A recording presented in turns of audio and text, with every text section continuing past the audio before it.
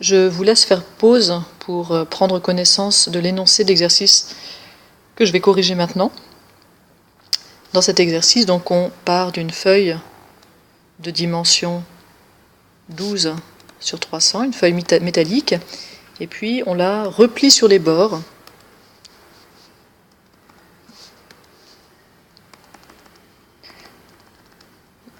Avec une hauteur x de chaque côté. Le dessin vous le fait remarquer, il nous reste dans ce cas-là 12 moins 2x au milieu. La question c'est quelle valeur il faut donner à x pour que la contenance de la forme qu'on fabrique ainsi, de la gouttière en l'occurrence, quelle valeur donc il faut donner à x pour que le volume de la gouttière soit maximal. Dans les exercices d'optimisation, d'une manière générale, je vous conseille de commencer par un exemple.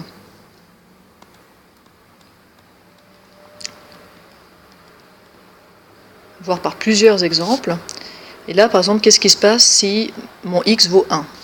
Eh bien, d'un côté, je vais relever en 1, de l'autre côté aussi, et donc il me restera 10, 10 plus 1 plus 1 égale 12, et je fabrique comme ça ma gouttière qui a une longueur de 300.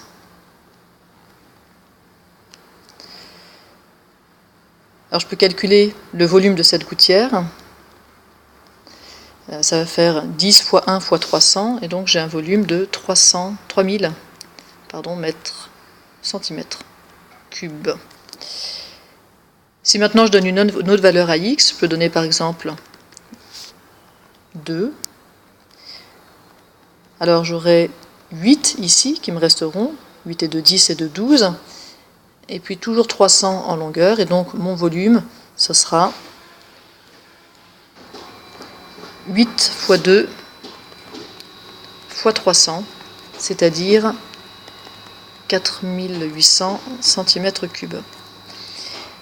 Maintenant qu'on a vu des exemples, et donc on voit qu'effectivement on dépend de x pour le volume de la gouttière, eh bien on va essayer d'écrire le volume en fonction de x, et ensuite de trouver pour quelle valeur de x le volume est maximal.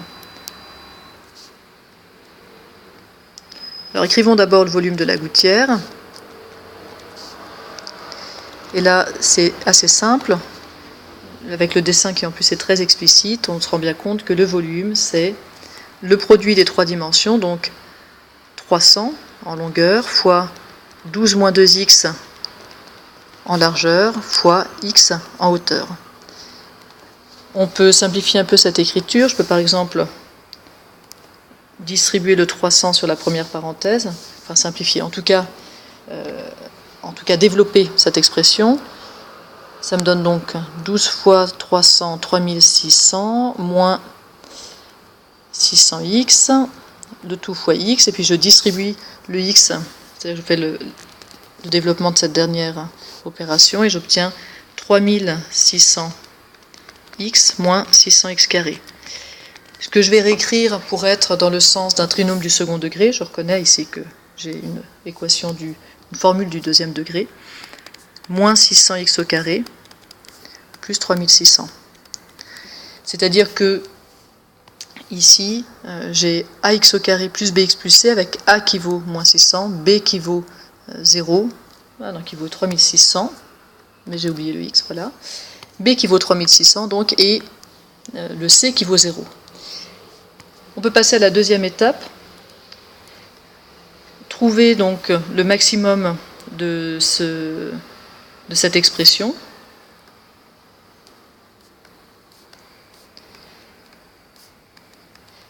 Et ici, ça va être assez simple, puisque j'ai une équation du second degré qui sera représentée, vous remarquez, par une parabole qui sera concave, puisque mon coefficient a est négatif.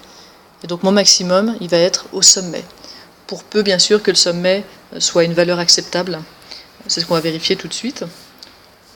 Et pour obtenir le sommet, je vous rappelle que l'abscisse du sommet est donnée par moins b sur 2a, c'est-à-dire ici moins 3600 sur 2 fois moins 600, c'est-à-dire 3600 sur 1200, c'est-à-dire 3. Pour x égale 3, je vais donc avoir un volume maximal. 3, c'est tout à fait acceptable. Et puis je peux préciser un peu ce qui va se passer dans ce cas-là. Pour x égale 3, le volume sera maximal. Et puis on aura donc 3 ici, puis pour arriver à 12, il me manque donc 6 là, et j'aurai donc un volume de 300 x 3 x 6, 5400 cm3.